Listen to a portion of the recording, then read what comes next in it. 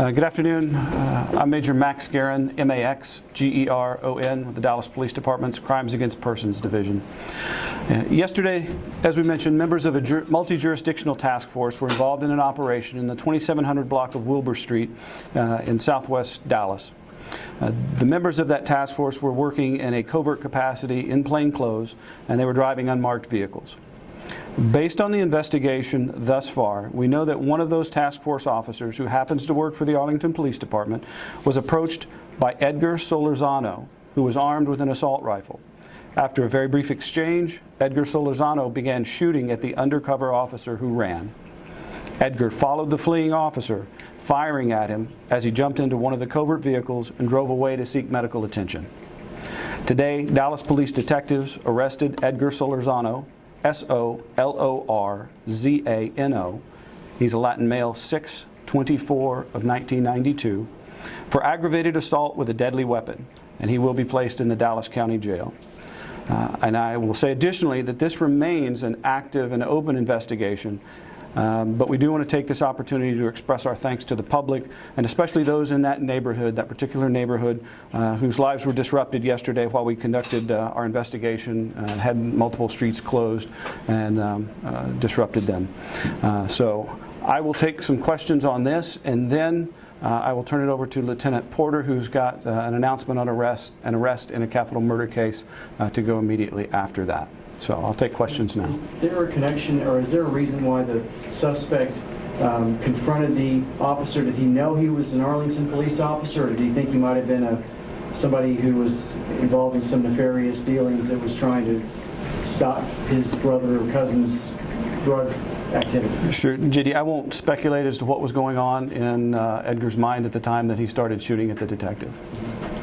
Was there something said between Edgar and the undercover officer that, I mean, not to know speculate what he was thinking, but was he told something that, preceding the shooting that they led up to the shooting? As I mentioned in the statement, there was a very brief verbal exchange, at which point Edgar immediately opened fire on the officer who was trying to run away.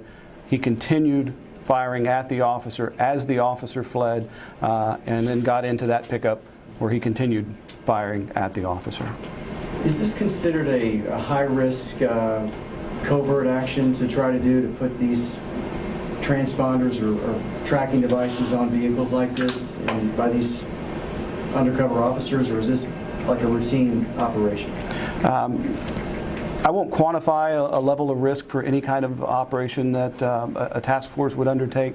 It's an important part of the job, and it's something that detectives and task force officers plan for and deal with through the course of their jobs. Major, did something go wrong, though, in this case? Obviously, this is not what thankfully, this officer is going to be okay, but did something go wrong in this operation because he came out and saw what was happening and opened fire?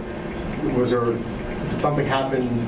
Yeah, absolutely something happened. Edgar began firing on the undercover officer, continued to shoot at him as the officer fled. So I'd quantify that as wrong, as is conveyed, I believe, in the charges of aggravated assault against Edgar that were filed.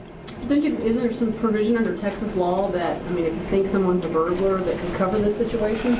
That's kind of a two-part question. Is there something under Texas law that deals with that? Yes, Chapter 9 of the Texas Penal Code addresses when it's lawful criminally to use force against another during the commission of theft during the nighttime or criminal mischief during the nighttime.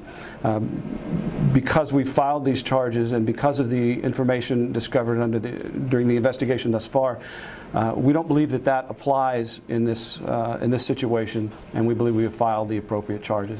And I'll take one more question. So the other charge could have been attempted capital murder if he knew he was a police officer? That would be a hypothetical, and there would be a lot of variables that you'd have to overcome to address and answer that question. I won't go into that. They'll find a lot of stuff in that house, though. As I mentioned, Lieutenant Porter will take questions now.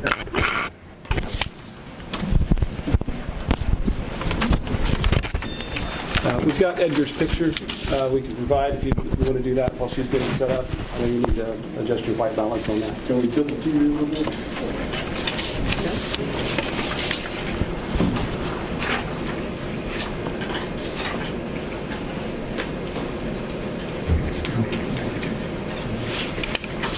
guys got it?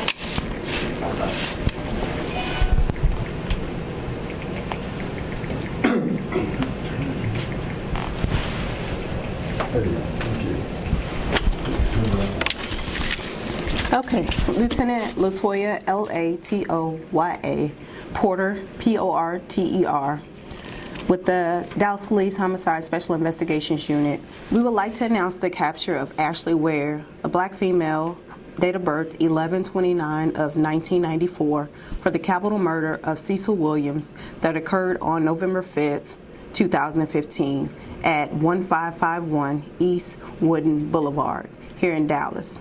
She was arrested in Amarillo, Texas on November 19th, 2015. We would like to thank the family and community for their patience, and we would also like to thank the detectives who diligently worked to solve the murder of Mr. Williams. Give us your name again. Latoya, Latoya, last name Porter, Porter. Can you tell us what the motive was? It appears that the motive was robbery. Okay. All right. Thank you.